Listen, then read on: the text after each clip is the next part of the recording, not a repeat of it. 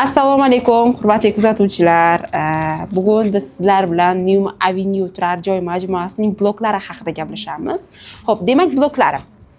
Bizning umumiy turar joy majmuamizda 5 ta blok, 6 ta podyezdlik bo'ladi. Har bitta blokimizga bittadan lift bo'ladi. O'rtacha bitta podyezdimizda 5 tadan 7 tagacha kvartira joylashadi. Har bitta o'sha kvartira xonadonlarimizda albatta liftlar bo'ladi.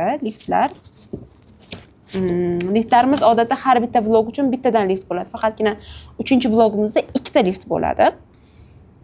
Boshida aytib o'tganimdek, o'sha lift uchun tomda quyosh paneli bo'ladi, yana qo'shimcha generatorlar bo'ladi. Liftdan muammo bo'lmaydi, Xudo xohlasa. Va yana har bitta kvartiramizda asosiysi anavlarimiz bo'ladi. Balkonlarimiz bo'ladi va ushbu balkonlarimiz, masalan, xohlagan joyingizga borib ko'rsangiz, balkonlar kvadratura hisobiga kirgan.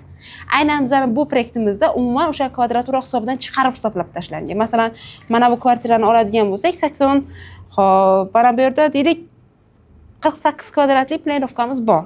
Aynan o'sha 48 kvadratli bu uyning ichki umumiy tuzilishi 48 bo'lyapti, balkonlardan tashqari.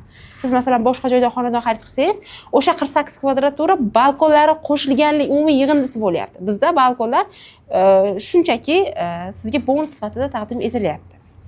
Ya'ni bu yana o'sha balkonlar hisobga olinmagan planovkada deganida.